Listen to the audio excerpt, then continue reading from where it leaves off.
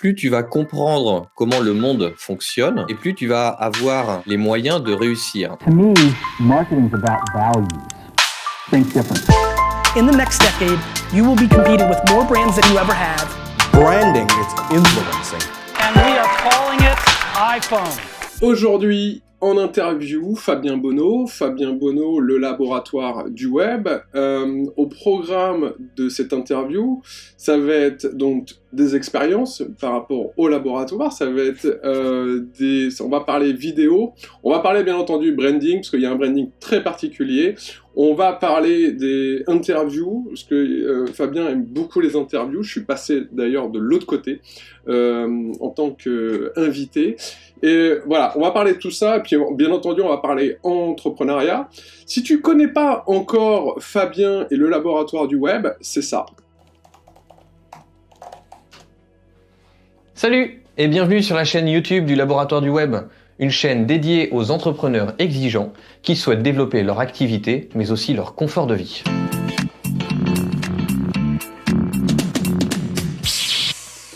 Si aujourd'hui tu ne te retrouves pas dans les autres discours qui te vendent un rêve qui n'est pas le tien, tu ne cherches pas à t'expatrier, ta priorité n'est pas de faire le 1 million d'euros, tu n'as pas l'intention d'abandonner ta famille pour partir en voyage 6 mois de l'année, tout ce que tu veux, c'est profiter de ta vie normale, que tu assumes complètement, mais d'y ajouter du piment au quotidien, de pouvoir faire des choses fun qui te sortent régulièrement de ta routine, comme partir en week-end avec tes enfants sur un coup de tête, prendre 2 jours pour refaire le monde avec ton meilleur ami, bloquer une semaine complète pour apprendre à marcher sur les mains, ou découvrir n'importe quelle nouvelle activité qui te fait de l'œil depuis quelque temps. Qu'importe. Parce que la bonne nouvelle, c'est que pour faire tout ça, tu n'as pas besoin de tout plaquer. Tu peux déjà tout mettre en place et commencer à profiter dès maintenant. Si tu te reconnais dans ce profil d'entrepreneur et que tu cherches à te construire une vie qui te correspond pleinement... Et si tu veux voir la suite, c'est sur la chaîne de Fabien, la chaîne Le Laboratoire du Web sur YouTube. Tu vas voir, il y a toute la présentation, mais reste avec nous. On va poursuivre cette présentation. Alors, il y a un gros branding, hein. Je pense que tout le monde l'a vu, et justement, quand on commence le branding, la première chose, en tout cas, que j'apprends dans mes accompagnements, et à mes clients, c'est l'histoire, le storytelling, le fameux pitch, voilà. Et donc, l'idée, c'est, est-ce que tu peux te présenter, Fabien? C'est le moment du pitch, tu as 1 minute, 2 minutes, 5 minutes, 1 heure si tu veux, mais le micro est à toi, voilà, dis-nous tout. Salut David, merci. Un pitch d'1 heure, ça fait un petit peu long quoi pour un pitch. Donc du coup, moi je suis le laboratoire du web, j'accompagne les entrepreneurs et c'est pas péjoratif, mais je les aide à réfléchir parce qu'on a vite fait d'avoir la tête dans le guidon quand on est entrepreneur, à avoir du mal à prendre du recul. Et moi, je suis là pour apaiser les tensions et permettre aux gens, aux entrepreneurs de réfléchir, de prendre du recul, de mieux se comprendre, de mieux comprendre leurs clients, de mieux comprendre comment le monde fonctionne pour prendre de bonnes décisions. Et donc le laboratoire du web, effectivement, on aura le temps d'en parler à une histoire, à un branding qui n'est pas sorti comme ça de terre en l'espace d'un claquement de doigts. Mais justement, allons-y, parlons-en, on est là pour ça. Merci déjà pour ta présentation. Moi, ce que j'ai retenu, justement, c'est que, ok, on parle d'entrepreneuriat dans le laboratoire du web, mais avec l'humain qui est au milieu. C'est vraiment le centre du laboratoire, c'est l'humain, c'est-à-dire que avant de parler méthodologie, avant de parler finalement de marketing, etc., on va parler d'humain et qu'est-ce qu'il veut. Mais tout ça, on va le voir dans cette interview, mais c'est pour ça aussi que j'ai souhaité t'inviter, c'est par rapport à ces valeurs que je trouve importantes aujourd'hui dans l'entrepreneuriat. Et puis aussi, il y a quelque chose qui nous rapproche, c'est que tu reviens sur des fondamentaux, je trouve, et ça, c'est top. Moi, j'aime les fondamentaux. Il y a un moment donné, les tendances, si cette année, il faut faire plutôt du webinaire ou l'année prochaine, plutôt de la newsletter, ça, c'est pas trop notre truc, d'après ce que je sais. C'est finalement ce qui est aligné avec la personne, et justement, on va voir tout ça dans l'interview. Pourquoi l'idée du laboratoire? Alors l'idée du laboratoire, c'est marrant parce que hier j'étais aussi interviewé, il m'a posé la question. Comme ça m'a permis de me remémorer, parce que ça date de 2013. Et à l'époque, en fait, j'étais créateur de logos. Alors pour une niche très spécifique, juste pour les blogueurs, je faisais des logos pour les blogueurs. Et j'avais trouvé un template de site, un site en one page, où il y avait plein d'icônes, mais genre une cinquantaine d'icônes. Et j'avais trouvé le principe hyper sympa. Ça me faisait penser à un laboratoire. Et je me suis amusé à me créer moi-même 50 autres icônes en lien avec cet univers du laboratoire. Et j'ai commencé à appeler mon entreprise le laboratoire du logo, parce que je ne faisais que des logos. J'ai eu un moment comme tout le monde, tu sais, j'ai brainstormé, j'ai pris une feuille A4, j'ai écrit tout ce qui me venait comme idée, puis c'est le laboratoire qui est ressorti. Et je l'ai transformé en 2015 dans le laboratoire du web. D'abord parce que mes prestations s'étaient élargies, je faisais de la prestation dans la création de sites web. Et je l'ai gardé parce que tout au long de l'évolution, ça avait toujours du sens. Donc j'ai fait de la prestation en création de sites web. Après, je faisais des tunnels de vente, puis j'ai fait du consulting en marketing. Et finalement, le laboratoire du web avait toujours du sens parce que pour moi, le laboratoire, c'est un endroit où on fait des expériences. Et donc, du coup, je suis pas là pour délivrer de la simple théorie. Je suis là aussi pour délivrer des choses qui ont été testées, soit avec mes clients, soit moi-même, soit, tu vois. Et donc, le laboratoire du web l'image s'est renforcée au fil des années. J'ai trouvé cette idée de blouse qui symbolisait bien l'univers du laboratoire. Et ça s'est construit comme ça au fur et à mesure. Ouais, aujourd'hui, tu développes un véritable branding autour de cette idée, autour du laboratoire. Déjà, bravo, félicitations, parce que aujourd'hui, il y a peu d'entrepreneurs comme ça qui arrivent à développer leur univers de A jusqu'à Z.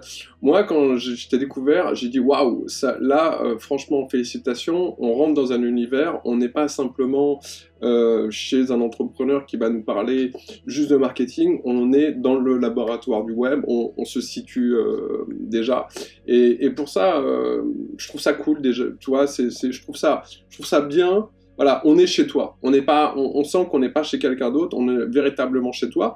Je parle d'univers, je parle de branding, et le branding aussi bien dans les valeurs, aussi bien dans le design, parce que tu as un logo qui est bien défini, une charte graphique qui est bien définie. On sent qu'en effet, tu as un historique sur le design, et puis tu vas plus loin que le fameux design, jusque dans la blouse, etc., etc.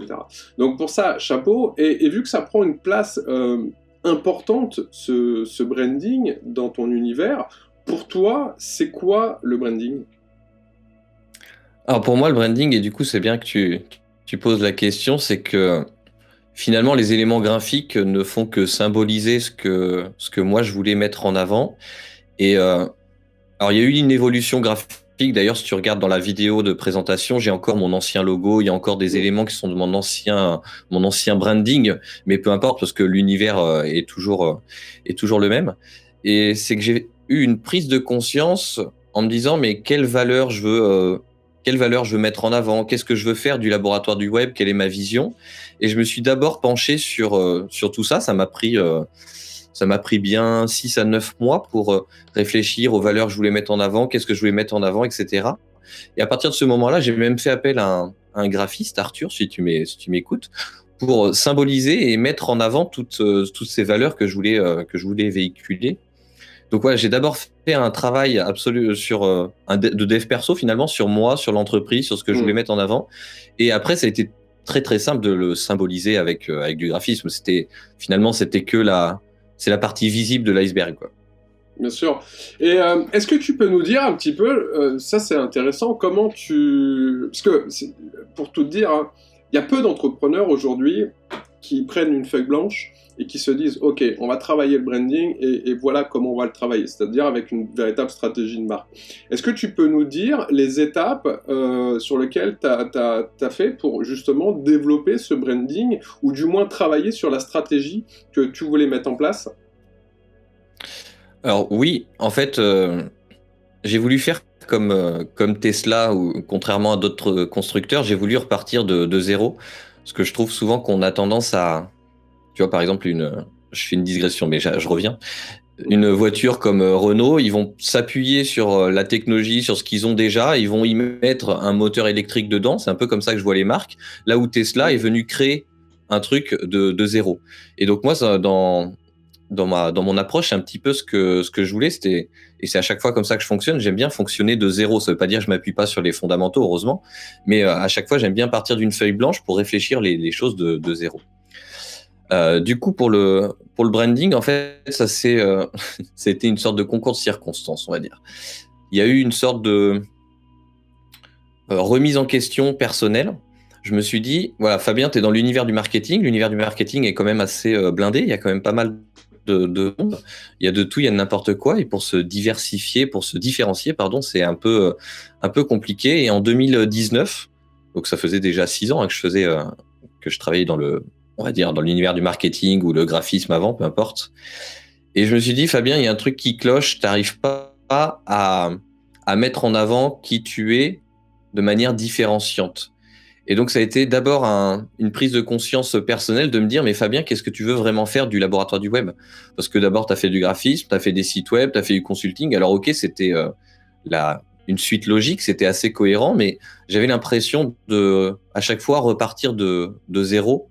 J'ai à chaque fois l'impression de saisir des opportunités sans vraiment avoir un fondement, quelque chose de solide qui symbolise mon univers. Donc ça a été ça, la prise de conscience, c'était mais Fabien, qu'est-ce que tu fous là? Tu arrêtes pas de changer de métier et t'arrives pas à définir un univers pour que les gens accrochent.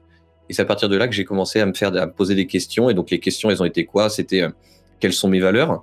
Un des premiers livres que j'ai lu, c'était 12 jours de Eric Béhanzin. Je connais pas. Livre assez court, qui a été écrit dans un contexte assez particulier. Je vous invite à aller découvrir. Et au début, en lisant le livre, je fais ouais, bon, ok, il parle de ce que je sais déjà. Mais je me suis pris au jeu, je me suis dit, allez Fabien, tu vas quand même commencer, tu vas faire les exercices. C'est pas parce que c'est simple, et même souvent c'est un peu l'inverse. C'est simple, mais derrière, c'est un peu puissant. Et j'ai commencé à me poser des questions sur mes valeurs. Quelles sont mes valeurs? Parce que finalement, quand on te demande quelles sont tes valeurs, bah, tu vas te dire naturellement, c'est ça, c'est la famille, c'est la justice, c'est le machin. Mais quand tu le travail plus c'est la transparence. Voilà, c'est l'humain et tout ça. C'est pour ça que tu as utilisé des mots, des valeurs qui sont importantes chez moi. Mais je m'amuse pas à dire mettez l'humain au centre, machin, parce que ça correspond pas moi à ma manière de faire. Pour moi, c'est juste logique. Et il pose des questions dans ce livre qui te permettent d'aller trouver tes véritables valeurs. Notamment, les trucs qui m'ont le plus marqué, c'est qu'est-ce qui t'énerve. Tu sais, tu as un sujet un sujet, tu es en train d'aborder un sujet avec un ami ou autre, et puis tu sens que émotionnellement, ça te travaille, ça t'agace, parce qu'il n'est pas tout à fait aligné avec toi, dans ses propos. Et là, tu peux te dire, ok, si ça t'agace, c'est que derrière, ça a touché à une valeur qui était forte chez toi.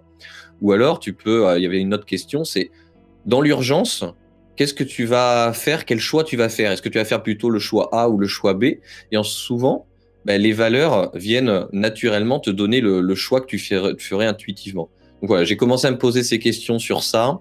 Après, une fois que j'ai défini les valeurs, je me suis posé les questions sur qu'est-ce que j'avais de plus que les autres, hein, on est tous comme ça en tant qu'être humain. Pourquoi est-ce que je mériterais le succès? Pourquoi est-ce que je mériterais que les gens viennent vers moi? Qu'est-ce que j'ai de plus que les autres? Alors certains appelleront la zone de génie, le super pouvoir, tout ça, t'as plein de noms. Mais je suis parti en quête de ce super pouvoir. Et le super pouvoir, en soi, il sert à rien, mais le fait de mettre un nom dessus, le fait de savoir pourquoi tu l'as eu, ça a beaucoup débloqué les choses. Et c'est à partir de ce moment-là où j'ai pu créer un univers qui était basé sur ces valeurs, sur ce super pouvoir et qui avait du sens. Et une fois, alors le super pouvoir, on peut faire un SWOT par exemple pour développer ou un Ikigai. Il y a plusieurs méthodologies aujourd'hui pour trouver un petit peu ce super pouvoir ou cette mission pour aller un peu plus loin. Le SWOT, c'est développer ses forces, ses faiblesses, ses opportunités, ses menaces. L'Ikigai, c'est cette rencontre entre nos compétences et le besoin du client, etc. Je simplifie vraiment, sinon on pourrait en faire des heures et des heures. Et une fois donc tu as trouvé ces valeurs, ce super pouvoir, tu t'es dit, ok, ça c'est, est-ce que tu t'es créé une guidelines? Est-ce que tu t'es créé, toi, tu l'as écrit noir sur blanc pour te dire, faut que je communique ça et surtout pas ça.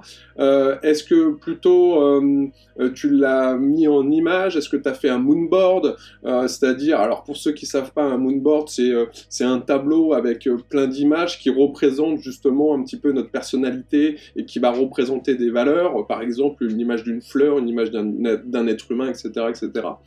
Est-ce que tu as fait ça et est-ce que tu as écrit une stratégie dans le temps en disant, voilà, les 6 premiers mois, ça sera ça ou pas du tout? Comment a été ton processus justement pas de mise en application, mais déjà de réflexion sur ce branding, sur ces valeurs et sur ce super pouvoir? Mais écoute, il a été à la fois chaotique et logique. Je vais te dire, en fait, ça s'est construit un peu comme un enfant apprend à marcher ou apprend à parler. C'est que j'avais des fondamentaux, je savais quelles étaient mes valeurs, quel était mon super pouvoir, d'où est-ce qu'il venait, qu'est-ce que je pouvais en faire. Et moi, je fonctionne énormément par l'écrit. Ouais, je fonctionne bizarrement, tu vois, j'aime bien tout ce qui est visuel, mais je fonctionne pas par image. Moi, je suis obligé de noter. Je prends des notes, que ce soit sur un papier, un vrai papier, ou sur mon iPad, ou avec un clavier, parce que j'écris vite, donc c'est aussi pratique. Et je prends des notes. Je prends des notes sur ce que je pourrais faire. Je note des idées, mais du coup, des idées qui étaient orientées par rapport à ces piliers que j'avais trouvés. Et en fait, ça s'est construit au fur et à mesure. Ça s'est construit après.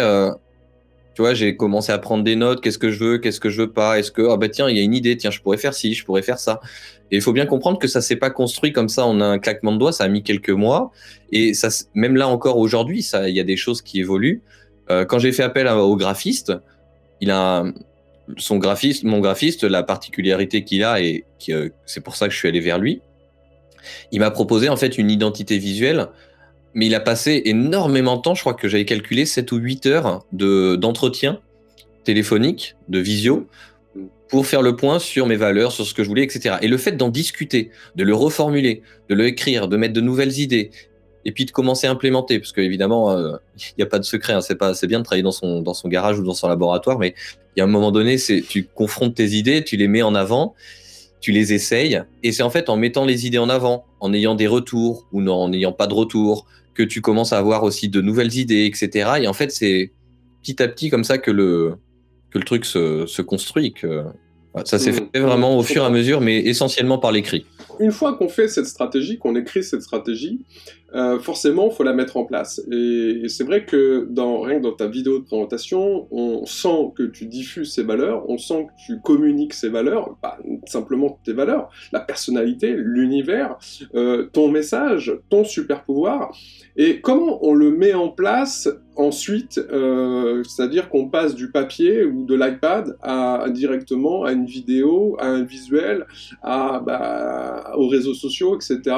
Et comment on gère son branding au quotidien, ou surtout comment toi tu gères ton branding au quotidien? Alors, le gérer aujourd'hui, c'est devenu assez simple parce que j'ai pris possession de mon branding, mais au début, ça se fait par tâtonnement. C'est-à-dire que, par exemple, ma vidéo de présentation, je savais du coup les valeurs que je voulais évoquer. On avait écrit avec mon vidéaste les choses qu'il fallait mettre en place, etc. Comment on le faisait, enfin, comment véhiculer moi ma personnalité. On a écrit le script et on l'a mis en place. Et au fur et à mesure, en fait, des visuels, que ce soit pour les vidéos sur YouTube ou que ce soit pour mes posts, que ce soit n'importe quoi, en fait, j'ai amélioré au fur et à mesure en fonction des retours ou moi de mon impression de ce que j'avais, est-ce que ça véhiculait bien mon image ou non. Et ça s'est fait vraiment petit à petit. Par exemple, je sais pas, moi j'ai commencé pour la prise en main de ma charte graphique. J'avais commencé avec des premières vignettes pour YouTube. Au fur et à mesure, je les ai changées parce qu'il y a des choses qui allaient pas. Et en fait, je m'en suis rendu compte parce que je les ai mises en place et que j'ai pu le constater et prendre du recul dessus. Donc, t'y vas à tâtons, quoi. Tu as des idées, t'as une idée, tu te fixes sur une idée et tu en changes pas, tu la testes, tu l'expérimentes, tu regardes ce que ça donne, tu regardes ce que tu peux améliorer, ce que j'appelle moi la pratique délibérée, c'est-à-dire que tu mets en place quelque chose, mais tu le considères pas comme un acquis définitif et tu vas essayer de te remettre en question comment continuer à m'améliorer tout en restant dans mon univers et même embarquer encore plus les gens dans mon univers. Effectivement, après, au fur et à mesure, tu prends ça en main de plus en plus facilement et bah voilà, les choses se font. Ouais, c'est un chemin en fait. Mais pour vraiment répondre, c'est ça. J'ai une idée, je la concrétise, je la teste et après j'améliore. Un peu un processus agile. Ouais, un processus agile. Et surtout, je note une chose qui est importante, c'est que, ok, tu as pris tes notes, donc du départ, et tu as communiqué ça à ton équipe pour dire, ok, comment finalement on pourrait, de cette valeur-là, la transmettre, la communiquer, comment on pourrait la mettre en image, comment on pourrait la véhiculer, d'après ce que je comprends. C'est ça, et c'est cet échange avec ton équipe, et aussi avec une réflexion toi-même que tu as faite, pour justement, sur chaque point, te dire, ok, comment ça, je vais pouvoir le transmettre à mon audience, et comment je vais pouvoir, oui, bien le véhiculer, parce que c'est ça aussi le branding, c'est de se dire, c'est bien beau d'avoir des idées, c'est bien beau de se dire, ma personnalité, elle est comme ça, mes valeurs sont comme ça, mais il faut le communiquer, il faut que votre audience puisse réagir à ses convictions, parce que je pense que tu vas être d'accord avec moi, Fabien, on polarise, et si aujourd'hui tu as un univers, et si aujourd'hui, et tu l'as dit toi-même, si aujourd'hui tu as créé ce branding, c'est pour te différencier, et à mon sens, tu as raison, c'est l'une des meilleures méthodes pour se différencier, et on le voit, c'est toi, uniquement toi, il n'y a pas derrière, tu ressembles à personne, et ça, pour ça, chapeau, c'est un travail du quotidien que tu mets en place, mais tu gardes quand même cette idée de base, quand même, ces notes que tu as pris au départ, pour pouvoir toujours les améliorer et les véhiculer au quotidien. Aujourd'hui, c'est YouTube. Le laboratoire du web, c'est YouTube. Aujourd'hui, d'après ce que je sais, c'est Facebook aussi. T'es sur d'autres canaux de communication ? Oui, LinkedIn. Ouais. LinkedIn, ok. C'est intéressant ça, LinkedIn, parce que tu as gardé exactement le même branding pour LinkedIn. Oui, complètement, c'est assumé. C'est assumé. Non, mais c'est bien, exactement. C'est bien d'être... parce que souvent, je vois des entrepreneurs qui s'adaptent, en fait, à des réseaux. C'est-à-dire, ils vont s'adapter plutôt à Instagram, à faire des magnifiques photos voilà, sur la plage. Ils vont s'adapter plutôt à LinkedIn pour avoir un costard-cravate. J'extrapole, mais je pense qu'on se comprend et on a tous vu ça. Et je trouve que c'est bien de dire, non, moi c'est le laboratoire du web, c'est l'univers, c'est mon univers. C'est comme si demain, en fait, je prends un exemple, c'est comme si demain, Louis Vuitton serait différent sur Instagram, sur LinkedIn, sur Facebook, etc. Ça n'a pas de sens. On pourrait pas... ça n'a aucune cohérence, en fait. et donc, le fait que tu gardes cette cohérence sur tous tes réseaux sociaux, je trouve ça extraordinaire. Aujourd'hui, quel est pour toi le canal que tu apprécies le plus et pourquoi ? Alors, écoute, il y a quelques mois, je t'aurais dit Facebook parce que par habitude, c'est un réseau que je connais depuis 2007, que j'ai utilisé très tôt à titre professionnel aussi, en plus d'être perso. Donc c'est un réseau que je maîtrise bien. D'ailleurs, pour rebondir sur ce que tu disais, moi, mon univers, je l'impose parce que c'est le mien, ça polarise, les gens aiment ou aiment pas, c'est pas très grave. Mais par contre, tu t'adaptes quand même au fonctionnement du réseau en question pour fournir les choses aux gens au bon profil de personnes à côté. Mais aujourd'hui, pour répondre à la question, je préfère LinkedIn. Pourquoi ? Parce que déjà, il est nouveau, donc quand nouveau pour moi, il a quand même quelques mois, mais tout ce qui est nouveau, c'est assez grisant. Mais surtout, parce qu'il y a un côté...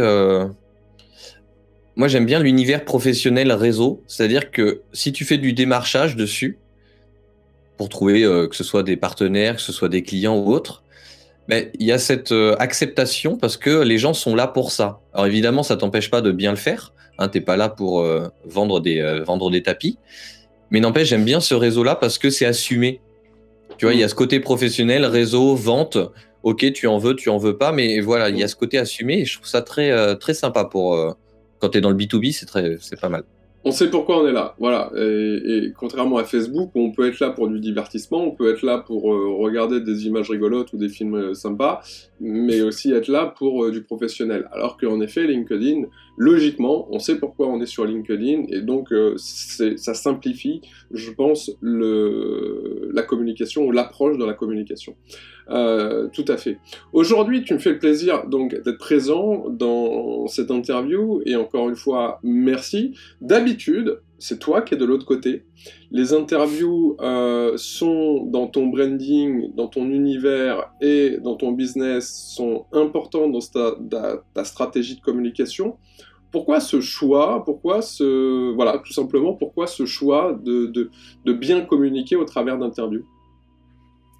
En fait, il y a deux logiques. C'est que moi, à titre personnel, je suis assez inspiré par le parcours des autres. J'aime bien, tu vois, c'est pas paradoxal, mais mon côté égo, j'aime impressionner les gens depuis tout petit, avec les choses que je sais faire et que les gens savent pas faire. C'est pas pour écraser les gens, mais c'est plus pour les impressionner, parce que moi-même, je suis admiratif des gens qui se donnent à fond dans des choses et qui sont capables de m'impressionner. Ça peut être quelqu'un qui est dans la rue et qui fait un spectacle de rue, et je vais regarder ça comme ça, ou un pianiste virtuose qui fait un morceau que j'adore.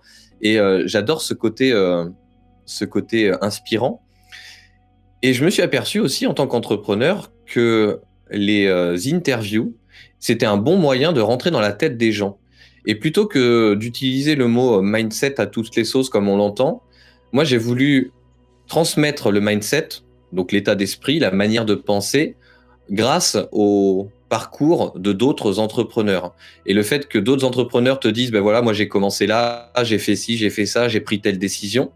Mais à force d'écouter des interviews d'entrepreneurs qui pensent comme ça, ben finalement tu viens joindre un peu leur quotidien, et tu commences petit à petit à réfléchir comme eux. Et donc forcément, si tu réfléchis comme eux, tu prends des décisions qui sont proches de ce qu'ils prennent eux aussi. Et donc naturellement, tes résultats vont être différents de si tu prends des décisions qui ne sont pas comme des entrepreneurs. Mais c'est pas péjoratif, mais si tu prends des décisions de salariés, ton entreprise, elle va pas grimper parce que ce sont pas les mêmes décisions. Tu vois, c'est juste le principe. Donc c'est pour ça à la base que j'ai sorti les interviews. Donc il y a une partie égoïste pour moi, c'était le plaisir de partager de connaître un peu plus le parcours, parce que comme je véhicule beaucoup la psychologie de l'entrepreneur, bah, j'aime bien comprendre comment un entrepreneur en est venu là où il est. Donc il y a la partie égo, et après il y a la partie stratégique, donc montrer aux gens comment avoir un peu plus comment améliorer leur mindset. Et puis il y a une autre partie stratégique, c'est que ça véhicule un message, c'est tout bête, hein, mais comme la majorité des gens, c'est des gens que je connais ou des gens que j'ai appris à connaître, et notamment après avec l'interview, les gens font le rapprochement. Fabien, il connaît tout un tas de personnes, il est là depuis 2013. Stratégiquement parlant, ça, c'est ce qu'on appelle de l'autorité. Et ça, je vais pas le cacher, c'était en partie pour ça dans la stratégie. Ouais, mais ça reste une bonne stratégie aujourd'hui. Hein. Et je trouve qu'en effet, le côté interview, il peut être à la fois égoïste, et c'est ok, on le fait pour soi déjà, parce qu'on apprécie la communication, parce qu'il y a beaucoup de personnes qui nous inspirent. Et je trouve ça super, moi-même. Hein, aujourd'hui, j'ai apprécié énormément depuis peu les interviews, parce que il y a beaucoup de personnes qui m'inspirent, beaucoup d'entrepreneurs, et à la fois, si je peux le repartager aux autres, je trouve que c'est une belle boucle vertueuse. Donc, je te rejoins là-dessus tout à fait. On a parlé donc du laboratoire, on a parlé du branding, comment tu mettais en place comment t'as créé ton branding, comment tu l'as mis en place, etc. L'importance de ton branding, aussi sur quelques leviers, notamment LinkedIn, notamment les interviews. Mais au fond, on n'a pas parlé de qu'est-ce que c'est réellement le laboratoire du web. Et est-ce que tu peux aller un peu plus loin sur l'ADN du laboratoire du web, les valeurs, qu'est-ce qu'on vient y faire, et quels sont... alors, quand j'allais dire quels sont les résultats, mais pas les résultats de tes clients, mais voilà, on y vient pour quelle transformation ou quel résultat. Alors, moi, en fait, je suis parti, on n'en avait pas parlé, mais il y a aussi la vision que j'avais à long terme, le message que je voulais faire passer. Et le message que je veux faire passer, moi, dans le laboratoire du web, c'est le suivant, c'est que plus tu vas comprendre comment le monde fonctionne, et plus tu vas avoir les moyens de réussir. Je m'explique, par exemple, au lieu d'appliquer bêtement une stratégie, on te dit il faut une page Facebook, il faut faire ci, il faut faire ça. Bah, au lieu d'appliquer bêtement, moi je vais m'appuyer sur cette compréhension. Pourquoi tu fais les choses? Pourquoi tu les fais toi intérieurement? Qu'est-ce que ça vient changer? Enfin, qu'est-ce que ça change pour toi? Est-ce que c'est dans la bonne direction? Est-ce que c'est aligné avec toi? La compréhension du côté client. Pourquoi ton client réagit comme ça? Parce que finalement, un entrepreneur, il est un peu schizophrène, il est à la fois producteur, mais il est à la fois consommateur. Bah, il doit se mettre dans la peau du producteur quand il est entrepreneur, mais il doit aussi se mettre à la place du consommateur qui est en face, donc son client, apprendre à le comprendre. Et moi, c'est le message que je veux faire passer. Plus tu apprends à te comprendre, à comprendre les autres, à comprendre comment l'univers fonctionne, moins tu mets les gens dans des cases 0 ou 1 en mode il faut faire ci, il faut faire ça. Et plus tu cherches à être dans une zone grise ou vraiment à te construire toi le chemin qui te convient, et plus c'est facile. Et donc c'est comme ça en fait, c'est ce que les gens viennent chercher chez moi, c'est ce côté analytique. Donc tu vois, il y a un côté à la fois scientifique, ouais, alors, la blouse peut l'imager, et à la fois un petit côté dev perso, parce qu'en fait l'un ne va pas sans l'autre. Et je trouve que souvent bon, tu vois, on met les gens dans des cases. Souvent, il y a des gens, moi je suis stratégique, je fais que du marketing, je te donne des techniques. Moi, je fais que du dev perso, tu fais des câlins aux arbres et tu penses à ce que tu veux et ça va marcher. Moi, je suis un peu entre les deux mondes. Je me dis, mais les gars, tout fonctionne, l'un ne va pas sans l'autre. Par exemple, on parlait des dernières techniques. Un lancement orchestré, c'est plus à la mode. Mine de rien, il y en a qui vivent encore avec les lancements orchestrés. Pourquoi? Parce que c'est aligné avec ce qu'ils sont. Donc, comprends comment tu fonctionnes, mets en place des actions concrètes, réfléchies, et mets en place des stratégies qui sont en adéquation avec ça. Tu vois, c'est une approche holistique. C'est un tout, être entrepreneur. C'est pas noir, c'est pas blanc. On peut être sur le gris, et voilà, et c'est OK. Et au contraire, le fait c'est finalement tout un écosystème qui est aligné à la base à l'être humain, à la personnalité. Ok, super. Déjà, en effet, la vision. Aujourd'hui, est-ce que le laboratoire du web, c'est plutôt réservé à ceux qui débutent? C'est plutôt réservé à ceux, au contraire, qui sont sur un certain palier? Quelle est la typologie des clients du laboratoire du web? Alors, c'est marrant que tu poses la question maintenant parce que j'ai longtemps attiré les débutants pour une raison normale, hein, c'est que je faisais des logos à 50 €, puis après, je sais plus, à la fin, j'étais à 350 €, mais pour des gens qui lançaient leur blog. Je faisais des sites internet pour des gens qui lançaient leur blog, leur activité d'infopreneur. Et puis, du coup, forcément, je faisais du consulting pour ces mêmes personnes. Donc, naturellement, j'ai quand même beaucoup attiré les débutants. Mais plus ça va, et plus je me suis dirigé vers les gens qui ont déjà conscience, qui sont déjà câblés en fait en tant qu'entrepreneurs. Et en discutant avec pas mal d'entrepreneurs et des entrepreneurs qui sont venus vers moi pour d'autres problématiques que celles que j'exposais à la base, plus ça va et plus j'accompagne des entrepreneurs qui sont avancés, mais qui se sentent quand même bloqués parce que en fait, peu importe où tu en es, c'est ça, tu as toujours besoin des fondamentaux, tu as toujours besoin de quelqu'un qui va t'aider à prendre du recul, tu as toujours besoin de quelqu'un qui va pouvoir t'aider à aller plus haut. Et aujourd'hui, je me positionne plus là-dessus, parce que le problème du débutant, c'est pas que j'aime pas les débutants, j'ai été débutant et j'ai aidé, je les ai beaucoup accompagnés et je l'ai été moi-même du coup. Il en faut. Hein. Et il en faut, et puis on est tous débutants à un moment donné, donc voilà. Mais le problème, c'est que il y a une sorte de dissonance entre les messages que j'ai envie de faire passer et le regard qu'a un débutant qui est focalisé sur d'autres choses. Et tu auras beau faire tout ce que tu veux, il y en a qui vont plus ou moins vite dans le process, mais tu auras beau faire tout ce que tu veux, un débutant, il va rester bloqué sur certaines choses. Et moi, je trouve ça trop frustrant. Donc, je préfère accompagner aujourd'hui des gens qui ont déjà une entreprise, mais qui vont avoir des blocages. Alors, des blocages de différentes sortes, genre qui n'arrivent pas à profiter de leur vie perso, qui consacrent trop de temps à leur projet, ou alors qui attirent des clients, mais c'est pas vraiment les clients qu'ils veulent. Tu vois, vraiment, je suis le psy pour les entrepreneurs, on va dire. T'as déjà la blouse, c'est bien.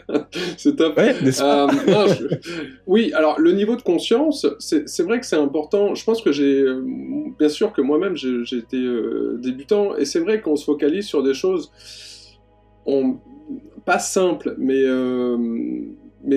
vraiment ce qui nous est accessible tout de suite. C'est-à-dire, ce sont des outils, ce sont des techniques qu'on va nous proposer ou que beaucoup proposent, l'emailing, le webinaire, etc., etc.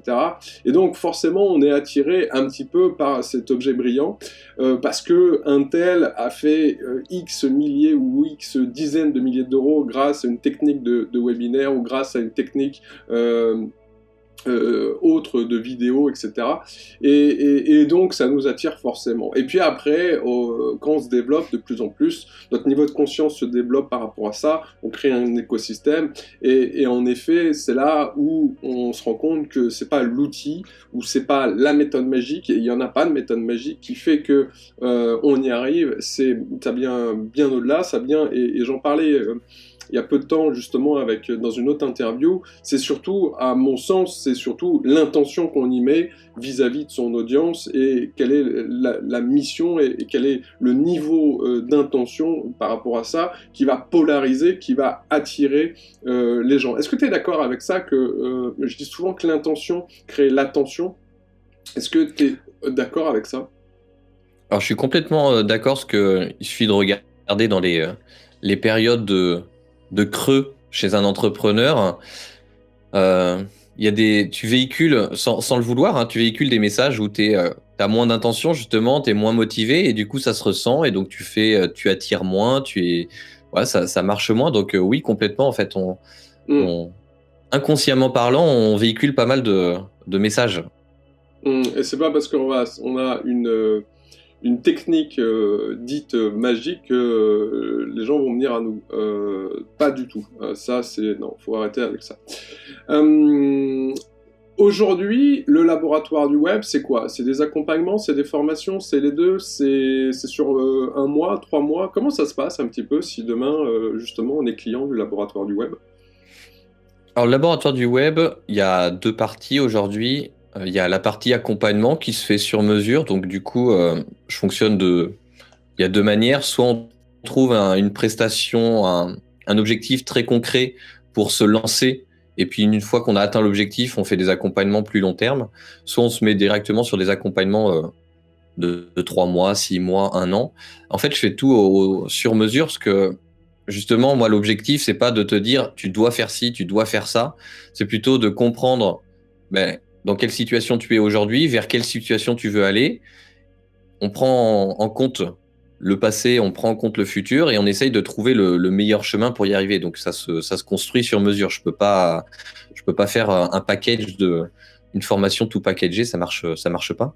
Okay. Et la deuxième partie que je développe de plus en plus, qui est pas celle qui est visible, c'est les formations en présentiel ou présentiel visio, hein, c'est le présentiel du Covid. Auprès des écoles, auprès des entreprises, ça c'est un truc que je développe de plus en plus, mais qui se voit pas spécialement, mais qui est un truc que j'aime faire en fait. J'adore former, j'ai toujours eu cette âme de professeur. La blouse fonctionne aussi, tu vois, elle fonctionne pour tout ce qu'on veut. Et donc du coup, je développe essentiellement ce côté-là aussi. Ok, parfait. Est-ce que, justement, que ce soit dans tes visios, ou dans tes accompagnements, est-ce qu'aujourd'hui, le branding, c'est une notion que tu transmets au travers de tes accompagnements, que tu travailles pour tes clients? Est-ce que c'est un levier qui est pour toi important, et je le prendrais pas mal si tu me dis non. Alors, parce que de toute façon, toi, tu l'utilises, on le voit, mais est-ce que pour le degré ou le niveau de conscience de tes clients, c'est un levier qui est important et que tu mets en place pour tes clients? Alors, écoute, je vais être parfaitement honnête, c'est pas le premier levier qu'on utilise, même s'il a son importance, la preuve, je l'utilise, mais c'est que souvent, il y a d'autres choses sur lesquelles on doit travailler. En fait, tu parlais tout à l'heure de polarisation. Moi, quand je parle de positionnement, j'utilise 3 leviers. La personnalisation, donc on va utiliser finalement notre branding, la polarisation et l'expertise. Le fait de te positionner sur une niche en particulier, que ce soit une niche en termes de thématique, ou que ce soit une niche en termes de public visé. Et souvent, on se concentre déjà sur l'expertise et sur la polarisation. Et le branding, pour moi, c'est un truc qui se fait sur le long terme. C'est un peu comme la différence entre prospecter et créer du contenu. Créer du contenu, c'est bien, ça ramène du monde, c'est ce qui va te permettre d'avoir une évolution sur le long terme. Mais dans l'immédiat, souvent, pour résoudre les problèmes, il faut d'abord se mettre à prospecter et apprendre à mieux connaître tout ça.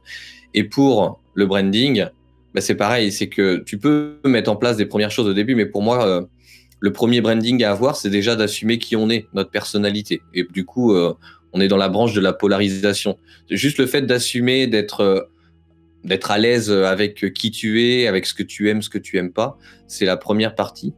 Donc, pour l'instant, non, je ne travaille pas beaucoup sur le branding, à part sur les notions psychologiques du branding, de prendre conscience aux gens de quelles sont leurs valeurs, en fait, tous les fondamentaux, mais je le formalise pas derrière. Après, je le conseille.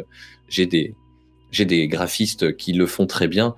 S'il y a besoin d'approfondir ce côté-là de manière visuelle et d'approfondir ça encore plus, j'envoie vers quelqu'un d'autre qui le fera mieux que moi.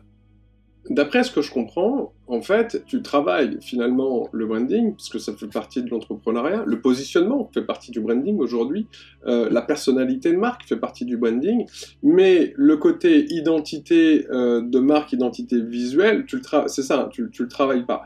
Donc, d'après ce que je comprends, c'est-à-dire que tu vas aller, bien entendu, affiner ce positionnement qui est le positionnement, l'USP, etc., toute la différenciation de tes clients, mais sans y mettre l'étiquette branding. Ouais, c'est ça, parce que après, effectivement, c'est ce que je disais, c'est le principe de l'approche holistique, c'est que tu bouges un rouage d'un côté, ça bouge un de l'autre, et un entrepreneur, c'est pas juste des stratégies, c'est pas juste... Et donc forcément, quand tu viens toucher à la psychologie de l'entrepreneur, à sa manière de penser et changer les choses et tout, bah finalement, oui, tu interviens dans le branding. C'est vrai que moi, je l'utilise pas comme message de communication, mais on peut ça peut en faire partie, tout comme quand est-ce que je vais faire un live justement sur l'approche holistique de l'entrepreneur. Un entrepreneur, si tu veux être un bon entrepreneur, tu peux aussi penser au sport, à l'alimentation, au sommeil, enfin, tu peux penser tout un tas de choses. Bien sûr. Parce que tu es un être humain, tu vois, l'entrepreneur, c'est pas juste l'entreprise. D'ailleurs, j'en parle dans la vidéo de présentation. Je suis pas là pour aider l'entreprise à évoluer, je suis là pour aider l'entrepreneur avec son entreprise. Ouais, non mais je suis entièrement d'accord. L'entreprise est une chose, l'entrepreneur en est une autre. Il y en a un qui est ambassadeur justement de l'entreprise. Je reviens sur ce mot branding et sur cette étiquette justement qu'on a du mal à assumer, qu'on a du mal à définir aussi, qu'on a du mal. On ne sait pas trop quoi y mettre dans ce mot branding en règle générale. On y met, un petit peu le logo, on y met un petit peu de valeur, on y met de temps en temps de la personnalité de marque. Mais pour les gens, ça reste alors c'est un mot qu'on emploie pour les entrepreneurs énormément et tous les jours, au quotidien presque. Mais c'est un mot, on ne sait pas exactement, véritablement le définir. Et au final, on a peur de l'utiliser, ce mot. Moi, je sais que je connais beaucoup de collègues qui sont coachs aussi et qui accompagnent des entrepreneurs. Et au final, beaucoup font du branding, c'est-à-dire que on parlait justement du positionnement, on parlait de l'USP, on parlait de la mission, on peut parler aussi du story. Je pense que tu dois un tout petit peu voir justement le pitch, le storytelling, etc. avec tes clients, mais on a du mal à l'assumer. Tu l'assumes très bien pour toi, mais pourquoi justement ne pas assumer ce côté alors, je sais que tu veux pas mettre des notions dans des cases, ou tu veux pas simplement restreindre des activités à des cases, mais c'est quand même... je trouve qu'en France, le mot branding, c'est quand même un grand mystère. T'en penses quoi, toi, par rapport à ça ? Alors oui, je te rejoins, le branding est un grand mystère, et puis en fait, les gens ont envie de le voir un petit peu comme quelque chose de très pratico-pratique, genre très concret, genre site web. Site web, c'est facile. Je veux un site web, je fais un site web, c'est concret. Alors que le branding, je veux un branding, je fais mon branding, et on va vite l'associer du coup au logo, aux petits icônes, au code couleur et voir à la typographie, parce que ça rassure. Et je pense que voilà, les gens ne mettent pas la bonne notion sur le branding. Ils oublient que c'est quelque chose qui est beaucoup plus global et qui n'est pas figé à juste des éléments, que ça va plus loin. Et pourquoi moi je l'utilise pas? Justement, c'est une notion de positionnement. Moi, mon positionnement, c'est pas le branding, c'est plutôt la psychologie. Donc même si les notions sont les mêmes, même si j'enseigne les mêmes choses, j'utilise juste des termes différents. Donc après, c'est pas une histoire de pas assumer, c'est que c'est pas mon positionnement. Mais on est d'accord qu'on parle des mêmes choses. Voilà. Ouais, on est d'accord qu'on parle des mêmes choses. Alors souvent on associe aussi le branding au marketing. On fait un petit mélange de tout ça et on y va. Et pour certains c'est à peu près la même chose. Pour toi, tu préfères le branding ou le marketing? C'est une vaste question, hein. C'est une vaste question. C'est assez philosophique quand même. Ouais. Alors pour moi, le marketing, je trouve ça assez fermé parce que il y a une connotation stratégique, tu vois, purement stratégique. Le branding, il y a un petit côté transmettre quelque chose, donc il y a un petit côté humain. Donc à choisir, je préfère le terme branding, mais après, voilà, c'est des notions. On joue sur les mots. Ah, donc ça veut dire que pour toi, c'est deux notions quand même qui sont équivalentes. C'est des notions en fait c'est pas qu'elles soient complètement équivalentes, mais elles vont ensemble en fait. Ton branding, c'est comment véhiculer toi les valeurs, qu'est-ce qui te différencie, comment mettre en avant ton unicité, et le marketing va aller avec, parce que tu vas y aller, tu vas ajouter tout ce qui est stratégique, tu vas y ajouter toute la partie vente, connaissance client. En fait, c'est un tout. Peu importe les termes qu'on y met, hein, branding, marketing, copywriting, enfin c'est les choses, tu mets tout ensemble dans un sac et puis tu fais le tri, puis voilà, tu as besoin de tous ces outils. Ok, bien sûr, oui, non mais c'est là-dessus je te rejoins, forcément on a besoin de tous ces outils, et je dis souvent que il faut, c'est à mon sens, hein, je donne généralement une image à mes clients. Le branding, c'est le sachet de thé qu'on va mettre dans cette tasse d'eau, et l'eau et le marketing, voilà. C'est-à-dire qu'à la base, il n'y a pas de saveur. À la base, un marketing, c'est simplement un process, c'est simplement une technique, une méthodologie, mais il n'y a pas de saveur. Et pour ajouter cette saveur, on vient y infuser ce sachet de thé, et là, ça va nous donner toute la puissance et toute cette saveur, et c'est ce qui fait que on va optimiser notre marketing, et donc pour réduire les coûts, etc., parce qu'on va lui donner justement ce petit côté savoureux, chaleureux, et ce goût particulier à chacun. Toi, tu as justement ton univers, ton positionnement, ton branding, mais à la fois, et c'est ce que tu vas utiliser dans ton marketing, c'est ce que tu vas infuser dans tes campagnes marketing. Mais c'est quelque chose. Je trouve que je reviens sur des fondamentaux qui peuvent paraître basiques, parce que en effet on les utilise, en effet on n'y met pas, on veut pas mettre ça dans des cases, mais à la fois, une fois qu'on a bien identifié à quoi ça servait, comment on utilise justement chaque levier, et qu'est-ce que c'est le branding, qui est sur la vie de l'entreprise de A à Z, et où il n'y a pas d'arrêt, contrairement au marketing où c'est simplement des sprints en fait. Une fois qu'on a bien mis ça justement sur des images, je trouve que on comprend mieux comment les utiliser. Je sais pas si par rapport à tes clients, si tu utilises par exemple ces notions justement d'image, ces notions de vulgarisation. Parce qu'il y en a beaucoup. On est là, et moi-même, par exemple, je n'ai pas de diplôme, donc on m'a pas appris que le marketing, le branding, c'est ça, etc. J'ai pas eu de méthodologie là-dessus. Et pour le coup, j'ai eu ces fondamentaux qui m'ont, tu vois, ce besoin de revenir à des bases. Et je trouve ça important. Aujourd'hui, il y a beaucoup d'entrepreneurs qui, je trouve, ne reviennent pas à ces basiques, Je sais qu'avec toi, parce que je regarde beaucoup tes vidéos, je sais que tu reviens sur ces basiques, t'aimes bien ces fondamentaux quand même. Par exemple, t'as fait un live sur définir un avatar client.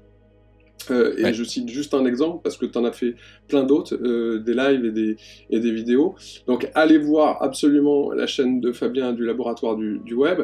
Vous allez apprendre énormément de choses.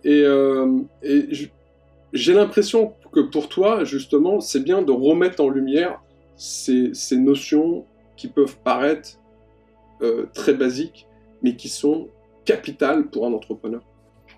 Et en fait, c'est même plus que ça, c'est qu'elles sont capitales que tu débutes ou que tu sois bien avancé. En général, quand tu stagnes, c'est même pas en général, mais c'est que quand tu stagnes, c'est pas qu'il te manque une technique, hein. C'est qu'il y a un pilier dans les fondamentaux qui cloche.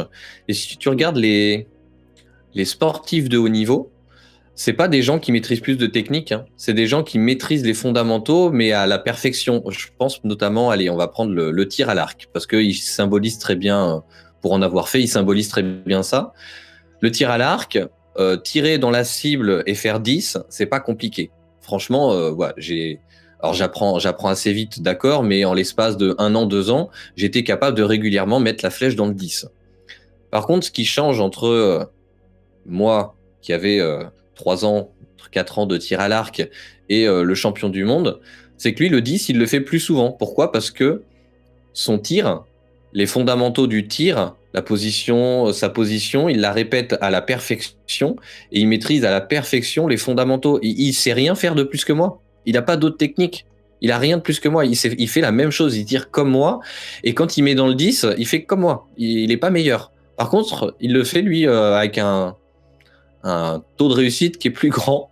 Et donc, ce taux de réussite plus grand fait qu'il est champion du monde et moi, non. Et donc, c'est cette discipline que tu accordes aux fondamentaux, à l'amélioration des fondamentaux qui change tout. Je dis pas qu'il faut pas utiliser des petites techniques et machin, mais en fait, les techniques, elles viennent symboliser, tu vois, comme la charte graphique, hein.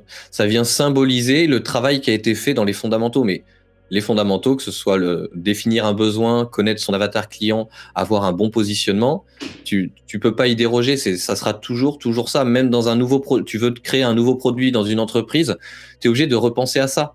Est-ce que je connais aussi bien le client que je veux le connaître ? Est-ce que qu'est-ce qu'il veut vraiment ? Comment je me positionne par rapport à lui pour ce produit ? Effectivement, tu peux créer un univers, un branding aussi autour du produit en tant que tel, quelle valeur il va véhiculer ou enfin, il y a tout un tas de choses, mais en tout cas, à chaque fois, tu reviens sur ce qui est fondamental. Je suis entièrement d'accord avec toi là-dessus. Ça, c'est très très important. Alors, sans transition, je voulais aborder une question qui est importante dans le branding. Tu l'as souligné tout à l'heure. Pour toi, c'est plutôt brand content ou inbound marketing ? En fait, les deux sont liés. Tu utilises ton univers pour créer du contenu et c'est le cumul des deux qui va porter ses fruits. Ok. Comment tu l'appliques aujourd'hui, toi, au quotidien, justement? Est-ce que tu te dis, tiens, là, par exemple, alors je sais que t'es pas trop sur Insta, hein, t'es beaucoup plus sur YouTube, mais comment tu te dis, tiens, ok, là on va partager de la valeur, donc on va faire, comme tu fais un live justement sur définir un avatar, on va partager de la valeur, on va créer de l'inbound marketing, on va penser déjà à l'audience, mais comment tu fais pour te dire, mais en même temps, il faut que je fasse du brand content, il faut que je diffuse mon positionnement, il faut que je diffuse ma personnalité, il faut que je polarise, etc. Et est-ce que tu te crées, avant de créer ta vidéo, est-ce que tu définis ça ou pas du tout? C'est vraiment sur du freestyle, c'est vraiment sur l'instinctif, c'est vraiment... Ok, je comprends bien la question, elle me plaît bien. Alors, petite parenthèse, je ne suis pas encore sur Insta, enfin j'y suis, mais j'y suis pas vraiment, quoi, il y a un compte. Mais j'ai des idées pour développer, je vais pas en parler là, mais j'ai des idées pour le développer qui peuvent être marrantes. Comme à chaque fois que je lance quelque chose, faut que c'est un sens pour moi, faut qu'il y ait une logique, une stratégie et que ça puisse véhiculer justement mon branding. Donc ça rejoint un peu ce que tu dis, je l'ai pas encore fait parce que je suis sur d'autres choses qui sont plus prioritaires. Alors comment je m'y prends, c'est assez simple et compliqué à la fois. Enfin, quand je crée du contenu, alors je crée énormément de contenu vidéo, que ça soit live pour Facebook, pour YouTube et tout ça. Je teste énormément de formats pour voir quel format me correspond le plus. À la fois aux yeux des gens, qu'est-ce qui leur correspond le plus, mais moi à la fois, qu'est-ce qui véhicule le mieux mon image.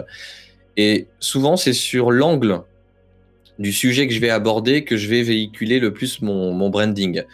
Par exemple, si on reprend le live sur l'avatar, ou un autre qui est beaucoup plus parlant, c'est sur le copywriting. Aujourd'hui, si tu regardes le copywriting, on va te dire il faut faire du copywriting, sans copywriting, tu peux pas vendre, etc. Ben, là où je vais apporter ma marque, en dehors de faire un diaporama qui est avec mes codes, avec ma charte graphique, c'est que je vais aller véhiculer un message qui est propre à moi. Donc, mon message, c'est quoi? C'est de pas être 0, c'est de pas être 1. C'est pas de dire le copywriting, c'est nul, le copywriting, c'est super, faut que tu en fasses. Et je vais apporter ma touche et je vais apporter cette réflexion, cette prise de recul que peu de gens ont. Et c'est comme ça que je véhicule mes images et c'est comme ça que mes vidéos, que je construis mes vidéos en fait. Je pars d'un sujet et je vais l'aborder différemment de ce que les autres font. Tu vois, je vais pas cherche pas à copier, je cherche pas non plus à réinventer la roue, mais je prends des sujets qui me parlent, que je maîtrise, que j'ai pu expérimenter et je les véhicule avec moi, mon approche, avec mon message, avec mes valeurs et voilà, en fait, je suis juste moi-même. C'est comme ça que j'aborde. C'est souvent en trouvant un angle sur lequel je vais pouvoir être différenciant. C'est comme ça que je fais du branding boon marketing. Ok, top, super. On va finir cette interview sur des questions rapides que je pose d'habitude, voilà, aux invités. Quelle est ta marque préférée en tant que consommateur ou en tant qu'entrepreneur et pourquoi? Alors à chaque fois, je suis tiraillé entre les deux que on doit pouvoir douter en me voyant.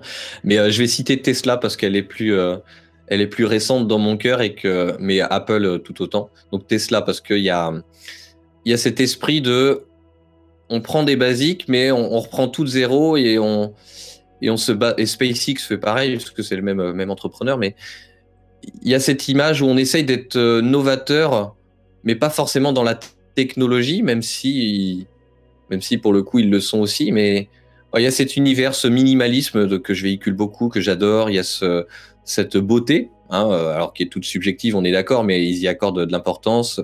Ouais, c'est un univers que je kiffe et j'adore les entrepreneurs de manière générale qui font bouger le monde. Je pourrais pas du tout remplacer un Elon Musk, c'est pas du tout ma philosophie de vie, la manière dont il vit, mais par contre il bouscule les codes, il casse les codes, il bouscule le monde et je trouve ça fascinant, donc Tesla. Voilà.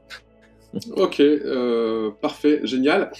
Pour compléter justement ton choix, je ne sais pas si tu sais, mais Tesla et Apple sont deux marques qui ont le plus haut, le score de NPS le plus fort. C'est-à-dire, alors pour ceux qui ne savent pas ce qu'est le NPS, c'est le Net Promoter Score, et c'est finalement c'est ce qui va. Je dis toujours que la marque, c'est la perception du message qu'on envoie, c'est comment on perçoit justement le produit ou la société, et le NPS, ça permet de dire ok, ce que je diffuse c'est à ce niveau-là, et la perception c'est là, et le NPS c'est un score qui va jusqu'à 100, et quand on est à 100, ça veut dire que ce qu'on diffuse c'est exactement comme c'est perçu, ce qui est ultra compliqué, qu'on soit d'accord. Tesla a un score de 96, ce qui est pratiquement au top, donc ce qui diffuse, c'est exactement comment c'est perçu, entendu, c'est magique quand on fait ça, et Apple a un score de 86, donc on voit bien que tu cites des marques, deux marques, et surtout notamment Tesla, qui ont une approche branding vraiment au top, vraiment hyper carrée, et ce qu'elles diffusent, c'est exactement comment on le visualise, comment on le perçoit. Et pour ça, c'est magique, on a énormément à apprendre de marques comme ça. Merci d'avoir fait ce choix. T'es plutôt PlayStation, Xbox ou Switch? je joue pas aux jeux vidéo, donc... Ok. je ne connais aucune de ces, à part le nom, mais j'ai jamais joué à PlayStation, à Switch. J'aurais tendance à dire Switch parce que ça se bouge, mais j'ai même pas de jeu sur mon téléphone portable. Je m'ennuie en fait. Je joue 5 minutes, ça m'agace. Voilà, donc je ne. Mais c'est intéressant ça. C'est vu qu'il y a un positionnement très marqué, et très fort sur chaque console, et quand on n'y joue pas, ça reste aussi un positionnement. Ça définit bien, je trouve, la personnalité de l'entrepreneur, juste par une marque aussi. Est-ce que aujourd'hui, j'imagine que tu connais. Est-ce que tu es sur Clubhouse? Oui, j'y suis, ouais. Ok. T'y es, pardon. Qu'est-ce que t'en as un avis sur Clubhouse? Alors, mon avis sur Clubhouse, c'est assez simple, c'est que c'est une nouveauté. Donc, à la fois, il faut pas le voir comme une opportunité de réussir, parce que ça enlève rien à tous les fondamentaux, hein. Ça enlève rien à comment tu veux créer du contenu et tout ça. Mais en même temps, il faut pas non plus se dire oh ben non, je veux pas en prendre, je veux pas en entendre parler, c'est de la nouveauté, tout le monde se rue dessus, moi j'attendrai que ça soit stable et que ça existe vraiment. Je pense que si dans ta stratégie, il y a une cohérence à partager, à faire des rooms comme ça en audio et tout ça, finalement c'est du podcast à plusieurs, Insta a une version, je crois qu'il y a 5-10 personnes, là c'est beaucoup plus ouvert. Et puis Insta, ouais. 4 personnes, ouais, voilà, plus toi du coup, je crois que c'est ça. Ouais, 4, ok, ouais, c'est ça. Et là, Clubhouse, ils ont ouvert, en fait, si c'est une opportunité en termes stratégiques, que ça correspond à ce que tu veux faire, franchement, il faut en profiter. Là, les rooms françaises viennent de se mettre dans le truc. Là, il y a 2-3 semaines, ça a commencé. Tu commences à avoir des rooms très intéressantes. Ouais. Voilà, il faut pas le mettre de côté. Tu vois, pareil, c'est pas 0 ou 1. Faut pas se dire c'est la nouvelle opportunité, mais faut pas se dire non plus je la mets de côté parce que c'est nouveau et tout le monde s'y lance et moi j'ai pas envie de faire comme tout le monde. Si ça a du sens, faut le faire. Si ça a pas de sens, faut pas le faire. Voilà. Ok, je te comprends. Et en effet, il y a des rooms avec un niveau de valeur hyper élevé. Le seul truc que je trouve dommage un petit peu, c'est que c'est des moments à prendre comme ça, et voilà. Y a rien qui reste dans le temps, et c'est bien dommage, contrairement à du YouTube notamment. C'est quoi la suite pour Fabien Bonneau, mais surtout pour le laboratoire du web? C'est quoi la suite? C'est quoi tes objectifs pour 2021? Alors pour 2021, l'objectif il est assez simple, c'est de développer toute la partie entreprise et école qui me tient à cœur, parce que ça va renforcer moi ce que je veux mettre en place en long terme. C'est-à-dire que j'ai envie d'ouvrir les portes, notamment YouTube, c'est un terrain de jeu en ce moment. J'essaye de casser un peu les codes de YouTube, de comprendre mieux les codes de YouTube pour développer une audience plus importante, plus large. Mais j'ai envie d'utiliser toutes ces compétences sur le terrain pour les véhiculer au plus grand nombre. Donc moi, mes objectifs long terme, tu vois, c'est d'intervenir pour des entreprises en tant que consultant, mais pas forcément de manière visible, d'intervenir en tant que conférencier pour certains, et pourquoi pas pour un TEDx. Voilà, j'ai cette vision de vouloir faire partager ma vision du monde et ma vision de l'entrepreneuriat, parce que même au sens large, je trouve que les gens se brident beaucoup. On me demande des fois, mais comment tu fais pour faire autant d'instruments, autant de sports? La réponse, elle est simple. Je m'y suis juste mis et puis j'y mets beaucoup de passion, tout simplement. D'ailleurs, je ferai un live spécifique là-dessus, sur comment apprendre à apprendre. Et voilà, donc c'est un peu la philosophie. Aujourd'hui, je développe surtout en backstage avec des écoles, avec des entreprises. Et après, l'idée, c'est de diffuser un peu plus le message à un plus grand nombre pour inspirer les gens. Ouais, donc si je comprends bien, c'est de continuer ta mission première et d'impacter de plus en plus de monde. Et ça, bravo et merci à toi. J'ai instauré un moment particulier. Alors, c'est souvent, on rigole par rapport à ce moment. J'ai instauré un moment particulier dans cette interview. j'ai voulu revenir à, tu sais, dans les années 80, 90, on faisait et on assumait la promo de ces produits ou de ces services, notamment à la télé, etc. J'ai voulu revenir à ça, et donc c'est le moment, la promo, c'est ton moment, c'est un moment... tout simplement, où tu peux nous dire, voilà, tes services, tes produits, tes tarifs, où est-ce qu'on peut les retrouver, où est-ce qu'on peut les acheter, et pourquoi on doit les acheter. Mais vas-y, c'est justement, on assume, hein, on est transparent, on est là pour ça. L'instant promo, c'est l'instant télé-shopping. Ouais, mais avec de la valeur. Non, non, voilà, on n'est pas dans la promotion, on est dans la communication surtout. Ok, donc du coup, moi, je m'adresse à tous les entrepreneurs qui se sentent bloqués, pour différentes choses, qui sentent qu'ils n'arrivent pas à trouver d'équilibre entre le pro et le perso. Ils passent trop de temps sur leur pro et pas assez sur leur perso.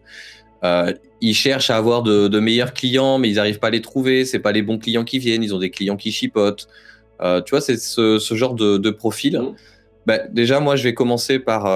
alors, c'est toujours avec le branding, mais on commence toujours par un diagnostic. Le diagnostic est offert. On prend un rendez-vous qui n'engage à rien. On fait un diagnostic de la situation.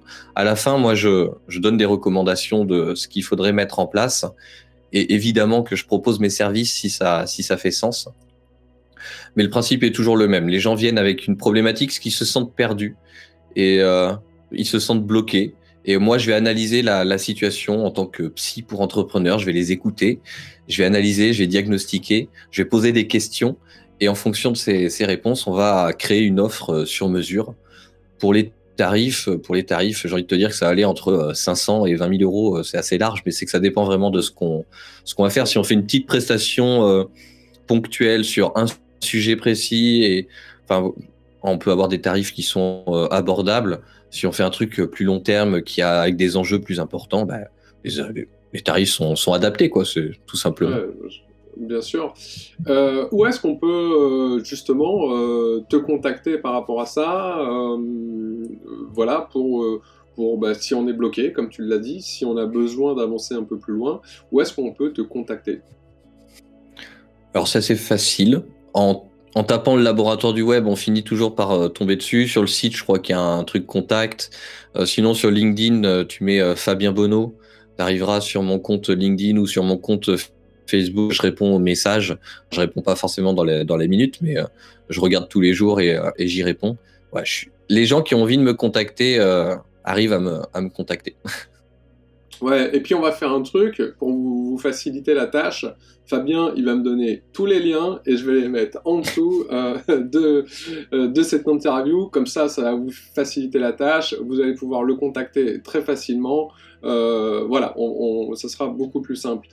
Merci beaucoup Fabien. N'hésitez pas à mettre justement des commentaires ou des questions pour Fabien si vous en avez sur cette interview. N'hésitez pas à liker cette interview.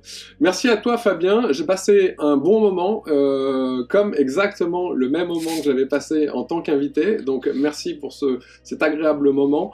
On a été beaucoup plus loin dans le branding que la plupart des invités, et ça c'est grâce notamment à ton univers. Garde-le s'il te plaît, parce qu'il est tellement puissant et inspirant.